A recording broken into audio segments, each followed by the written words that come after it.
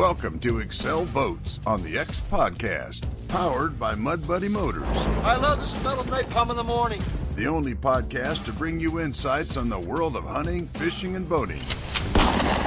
With your host, J. Paul Jackson. You don't say much, do you? Now, load up and sight in. This is On the X. Welcome to the Excel Boats on the X Podcast, powered by Mud Buddy Motors. I'm J. Paul Jackson, your host, and today I'm joined by special guest co-host directly from the Excel Boat Studios, Mr. Dave Reynolds. And we also have a very, very special guest that here during duck season, we're super excited to have on our program today, the king of duck calling himself, Mr. Rick Dunn from Echo Calls. Rick, how's it going, buddy? Going good. Glad to be here. We're really, really glad to have you here. And Dave, I just saw you last week in Arkansas. I see you're sitting in your office in Salt Lake City. So evidently the plane flapped its wings okay and you made it home. It did. Made it home Friday night in time to actually get into some hunting in Utah as well. So hunting Arkansas and Utah in the same week. Doesn't get better than that. No, that's pretty cool. I wanted to come out there. I know it looks like your weather's perfect for tomorrow. And we talked yesterday afternoon about maybe us flying out this evening, but then Mother Nature dumped about 8 inches of snow on us here. And tonight the temperature is supposed to get down to 0. So I really couldn't beg away from the kennels to go all the way out to Utah, but thanks for the invite. How's it for you over there, Rick? Well, today it was down to 10 degrees and we were froze up. I didn't go this morning. Probably could have gone to the White River and killed a couple of ducks over there, but it's been pretty slow along the river, but hopefully it's going to thaw out in the next couple of days and we'll be back at it. Yeah, it looks like by the weekend, maybe we'll get a thaw over there. I was looking, the temperatures here in Northwest Tennessee are looking significantly colder for the next several days than they're looking for, in central and southern Arkansas. That's got to be a good thing for you guys. Oh, yeah. Yeah, we've got to have warm weather to hunt in the shallows that we hunt in. Let me ask you something. I know that you, of course, make some of the best calls on the market. I love my Echo DRT, but I mean, you got into this because you're an awfully serious duck hunter. How many days a year do you actually spend during the 60-day Arkansas season in the woods?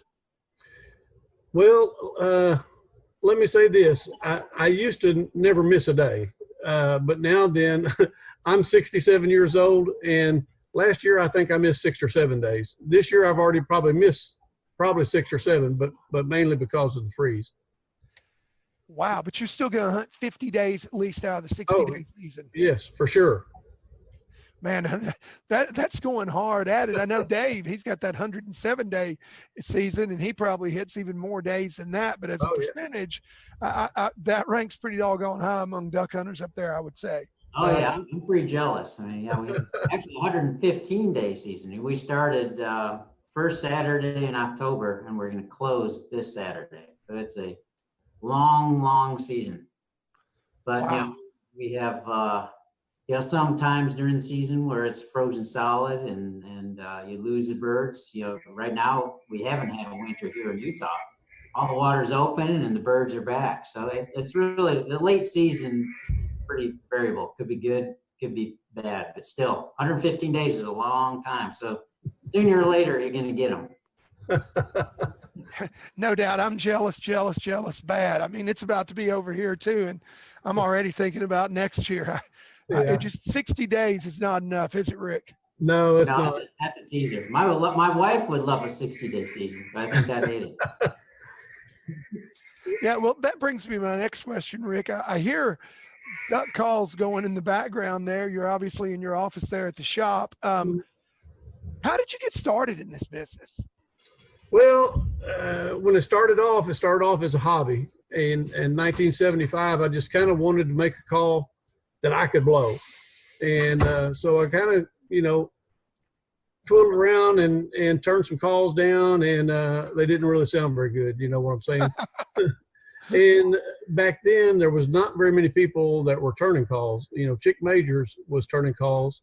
Howard Amadon, Hambone calls, he was turning calls, but nobody would give you any pointers. It was hush, hush back then. Mm-hmm. So I just basically trial and error. And after about 50 inserts, I tried to cut the soundboard out. I finally got one to blow, halfway decent.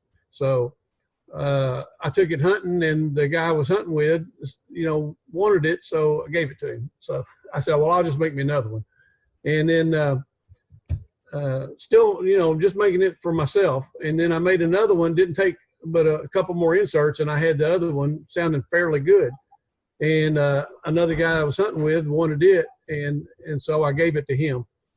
And then, not to make it too long of a story, but the third one that I made after these 50 really sounded good. And, I had no intentions of giving it away because it sounded that good.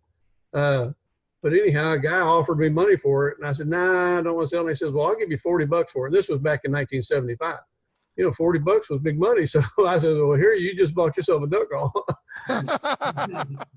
And so anyhow, I had perfected it pretty good at that point, and I probably sold 200 or 300 more calls that year. And, for about $40 a piece. And like I said, that was good money back in 1975. And that's how I got started. Wow. How'd you come upon the name Echo Calls? Gosh, I don't know. I can't really remember. I said, what sounds as much like a duck as anything? And then I started saying, well, it's echo. And then, we've had people say, well, ducks don't make an echo. And then, believe it or not, Georgia Tech University sent me a email saying they did a study on it, and ducks do echo in the woods.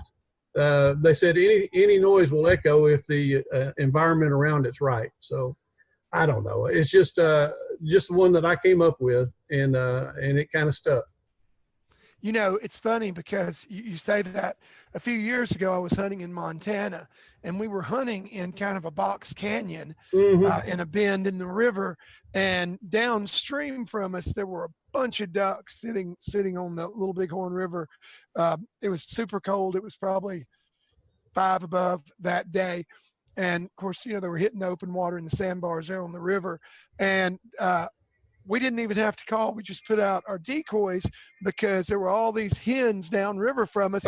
And every time they'd raise up to flap their wings and quack, it would echo off the wall of the canyon. And ducks would actually work our decoys hearing that echo. So wow. Yeah, I know firsthand that duck calls will echo. A duck will echo. Yeah.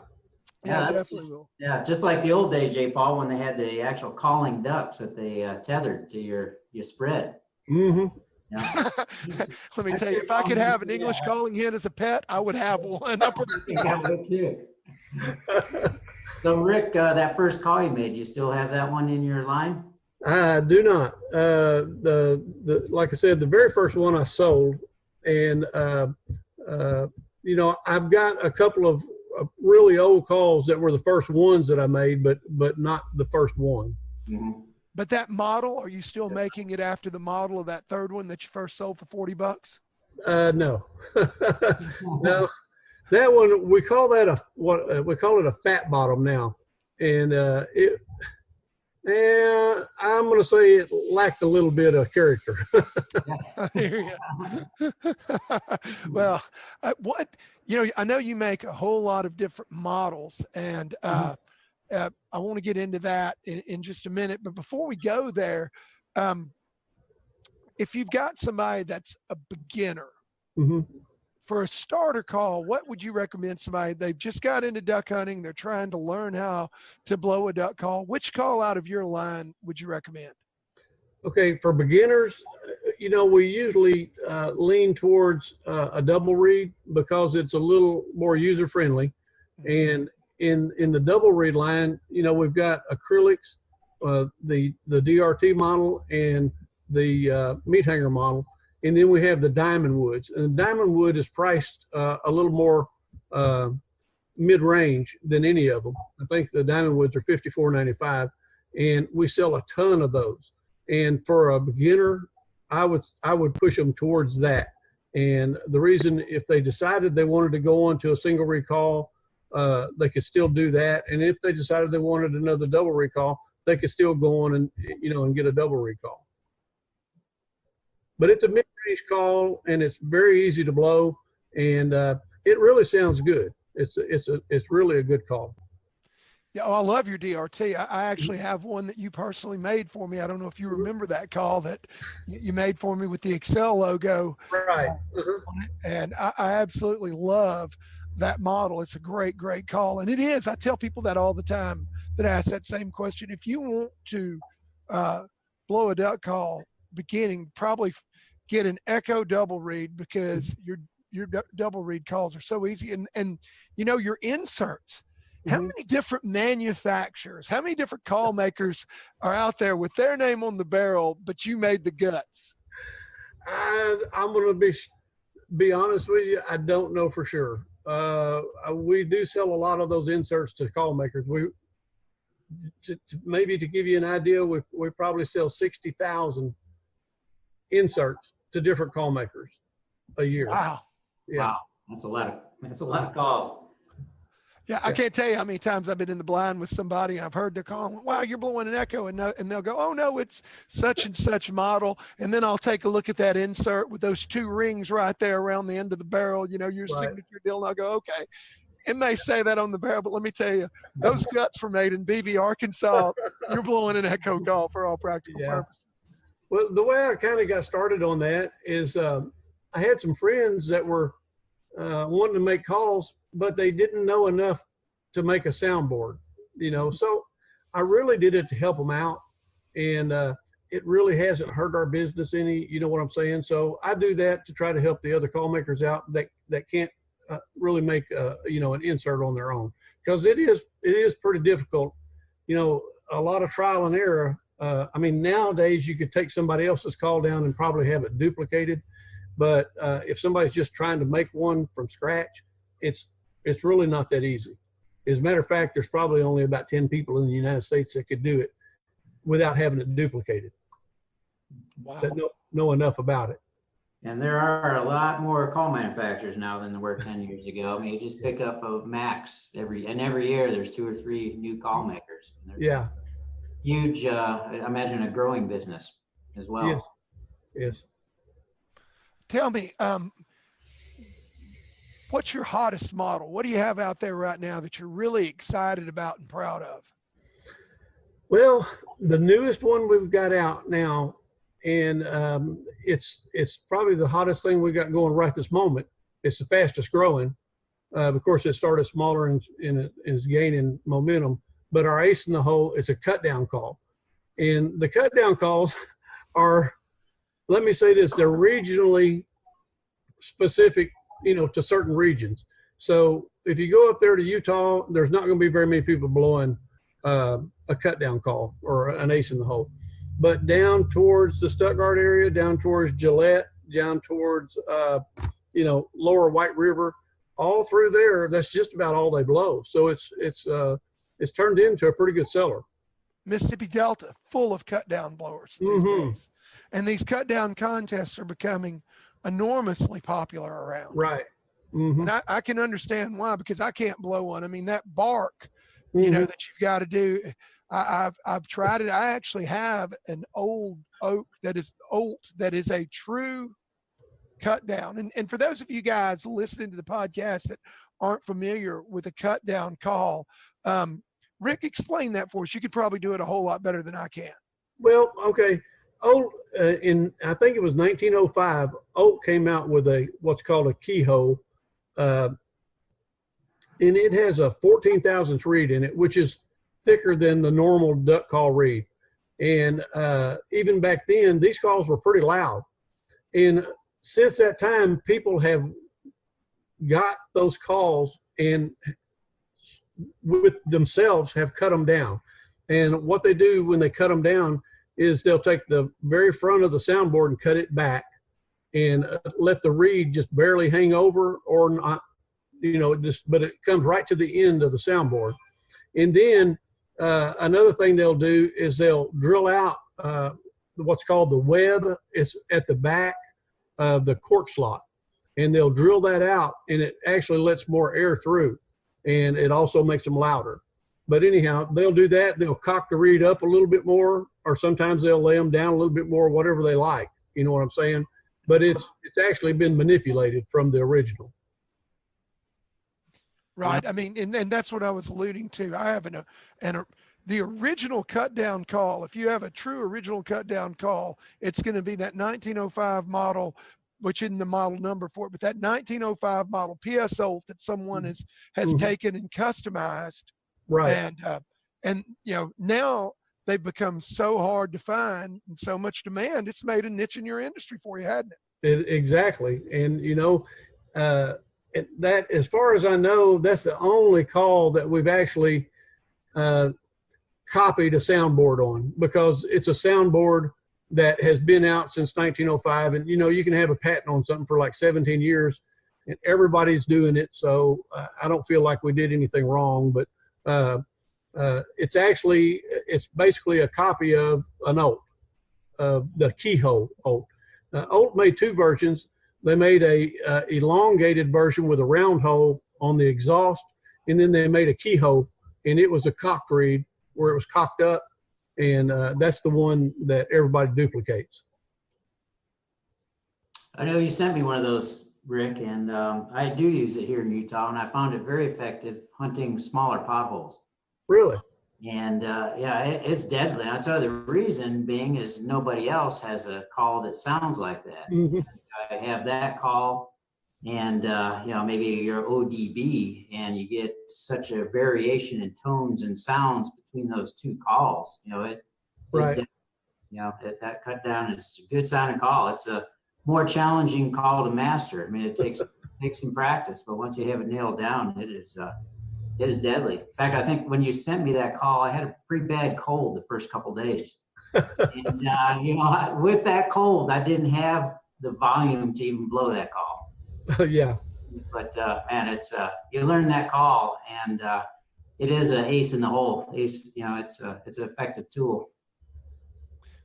That is a shame that I can't blow one either. I couldn't blow anybody's cut down call if you held a gun to my head. So, but I sure love the way they sound. And Dave is exactly right. I think that's why they're becoming so popular, because it is such a unique sound. And I'm sure you can testify to this, Rick, for sure.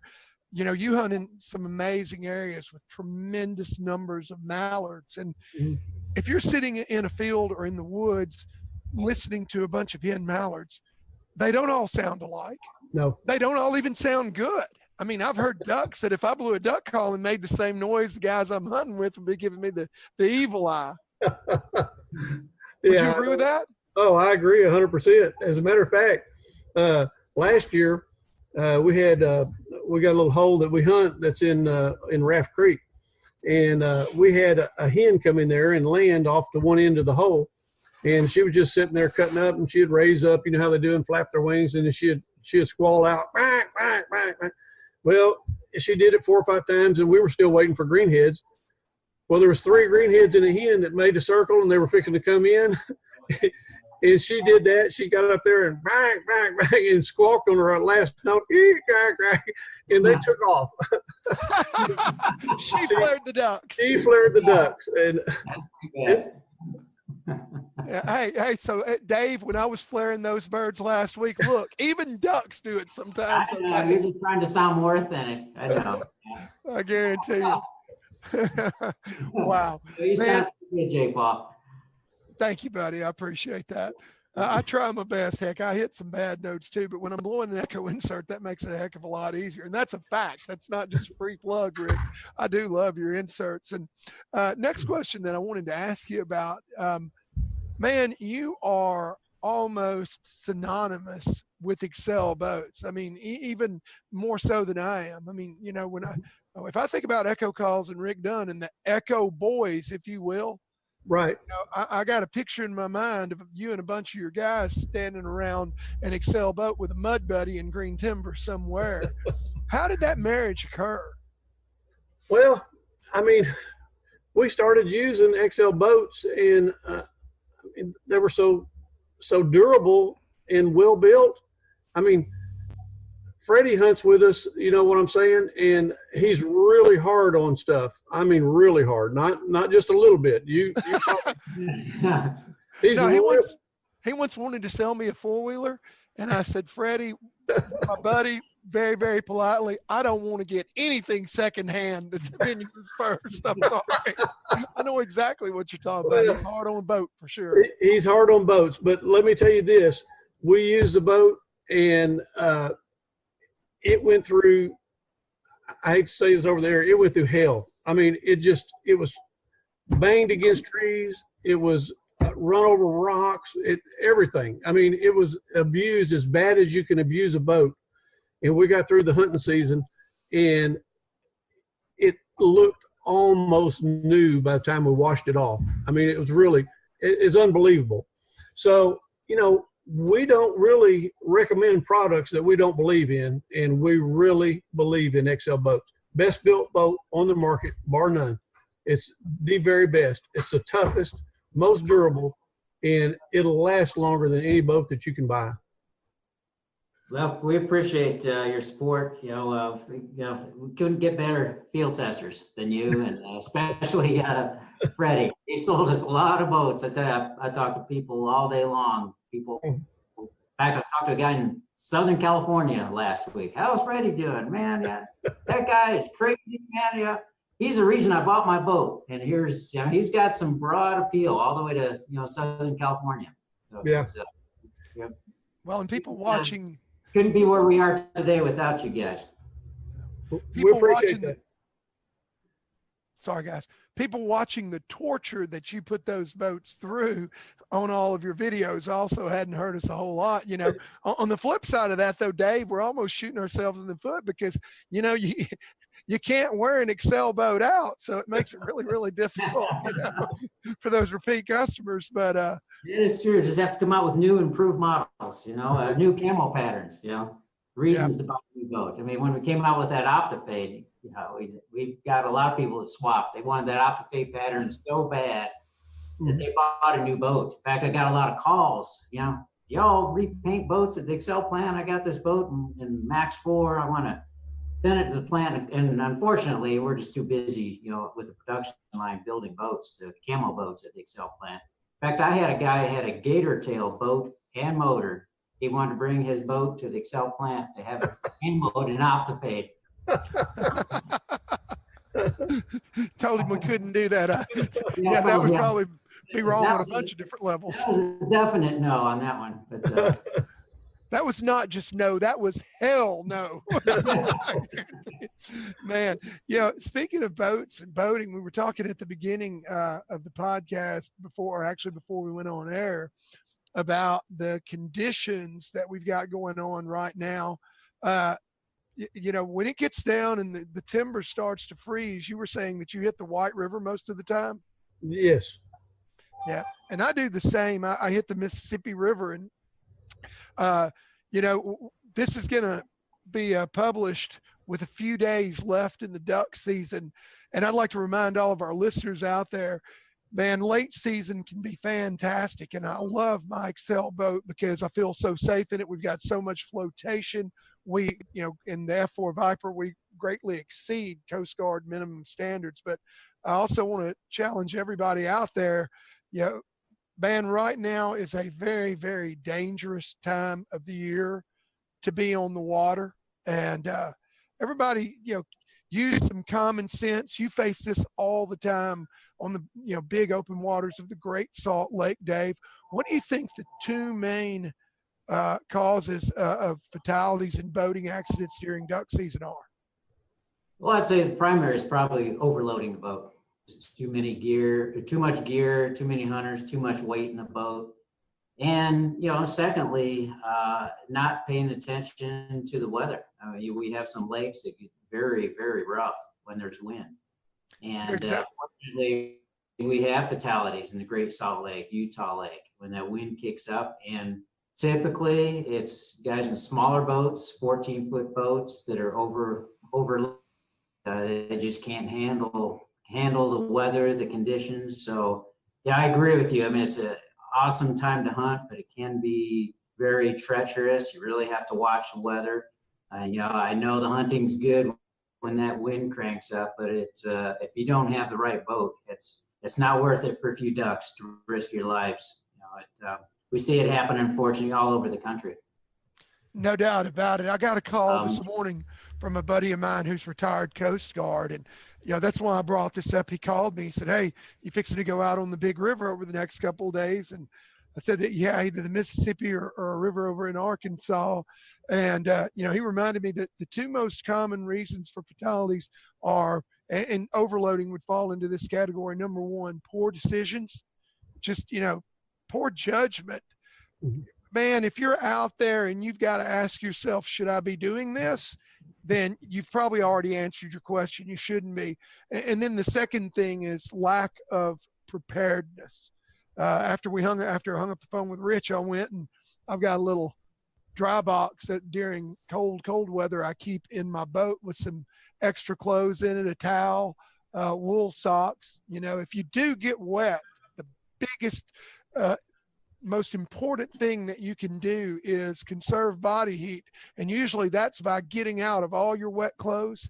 Even if it's 5 degrees, you're better off to strip naked and dress again in dry clothes than to stay in the wet ones, the way that they rob body heat. So anyway, last week here coming up, guys, be careful out there on the water. And of course, if you're running the Excel, you've already got a leg up, because I definitely believe we make the safest boats out there. Well, guys, man, I tell you, I've enjoyed this a whole lot today. And I guess, Rick, you've got another 11 days. You're probably going to hit 10 of them, I would bet, at least. I will. I'll probably go tomorrow, even though it's going to be down to 10 degrees tonight. We'll probably still be froze out, but I'll probably make a trip to the river just because we have so few days left. Just hate to miss anymore. Yeah, no doubt about it. Dave, yeah. How about you, J. Paul? As soon as we sign off, I'm going down and I'm hooking up to my boat and I'm headed out to the river to do some scouting this afternoon. So I plan on being in the middle of them somewhere, All right. hopefully in some willows or next to a sandbar on the big river tomorrow morning with my film crew. And then as it thaws, we're going to try to slip back down to that Marvel, Aubrey, Gillette area and do a little bit of hunting down there and cut down call country. And next week, we're going to be closing out the season in what I call the Lost Flyway in northern Alabama. I got some buddies that have, believe it or not, Rick, they're guys in northern Alabama that have flooded green timber. Can you believe that? No, I've heard of one spot that did, and it was just basically a little beaver pond that overflowed, but not any real open big timber. Yeah, unbelievably, I started hunting down there a few years ago, and unbelievably, I know 8 or 10 different guys that have private oak green timber reservoirs and spots, and they're actually on a couple of the public lands down there, a little bit of timber hunting also out around that North Salty Refuge near Scottsboro, Alabama, and I won't divulge any of the locations because I don't want to have my throat slit the next time that I go down there. You know how protective public hunters are of their spots as well as anybody, Rick. Exactly. But there are some neat areas. So hopefully I'm going to be kicking water beside an oak tree next week in a state that begins with the letter A, but it will not be Arkansas. Well, that'd be neat. Good luck to you. I hope you get out one more time before our season ends. Yeah, man, I hate I wasn't able to make it. It sounds like you've got a ringer lined up for Friday. Yeah, it should be good. We have a little storm rolling through, and I found this place full of widgeon and mallards, so should be and a possibility of a Canada goose too. So should be a good way to finish the season. Saturday, my boy has a ski competition, so I'll miss the last day of the season. But we go late in the year. You have skiing and hunting at the same time. So it's sometimes a little challenge. Got to flip a coin, decide, am I going to go snow skiing or am I going to go duck hunting? Exactly. We don't have that problem here, do we, Rick? No, I hadn't had that problem in some time. Although I could ski down the front hill on my yard right now. It's in pretty bad shape. I have more snow than us right now, I guarantee you that. Amen. Amen. Well, Rick, thank you so much for taking the time today out of your schedule. I know you're very busy this time of the year. From what I understand, y'all are building calls as fast as you can because your inventory's been super depleted. That's got to be a good thing. Yeah, look at that smile I'm getting out of him just thinking about it. So I know you're very busy, and we really appreciate that you took the time to join us. And we also want to thank you for the tremendous support that you've shown as an ambassador of Excel Boats and Mud Buddy Motors over the years. And man, just thrilled to have you today. Dave, I'll tell you what, you got a few days left. You better go after them hard and close it out. And I'll finish strong, man. I'm sorry you couldn't make it out. That would have been fun. But next year for sure. Well, you gotta come out next year. Maybe early October when we'll. Yep. Amen. I'm ready to be there. Well, guys, I'm fixing to go out and hook up to my boat and hit the river. And for everybody out there listening, I want to say thanks to Dave Reynolds. Tell Rick that we really enjoyed having him. And thank you for listening to this edition of the Excel Boats on the X podcast, powered by Mud Buddy Motors.